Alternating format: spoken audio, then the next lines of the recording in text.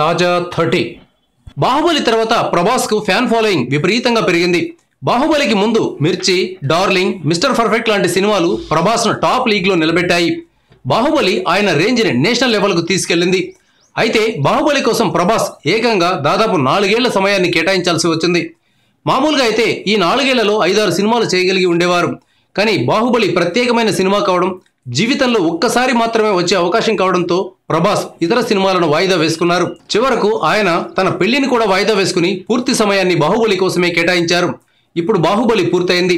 ఈ సినిమా రెండో భాగం పాటల విడుదల సందర్భంగా ప్రభాస్ మాట్లాడారు. తన అభిమానులను ఉద్దేశించి ఆయన కొన్ని మాటలు చెప్పారు.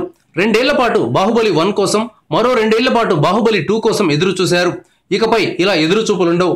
ఏడాదికి 2 సినిమాలు చేయడానికి శాయశక్తులా ప్రయత్నిస్తానని ప్రభాస్ చెప్పారు. బాహుబలి సినిమా కోసం పనిచేసిన టెక్నీషియన్లందరికీ ఆయన కృతజ్ఞతలు చెప్పారు. ఈ సందర్భంగా ప్రభాస్ బాహుబలిలోని 2 డైలాగులు కూడా చెప్పారు. నువ్వు నా పక్కనుండగా నన్ను చంపే మగాడు పుట్టలేదు మామా, వాడిది తప్పు అని తేలింది, తల తెగింది అని ప్రభాస్ డైలాగులు చెప్పారు. హిందీలో కూడా బాహుబలి ఘన విజయం సాధించడానికి కరణ్ జోహార్ చాలా కృషి చేశారని, ప్రతి ఒక్కరికి ధన్యవాదాలు అని ప్రభాస్ తెలిపారు.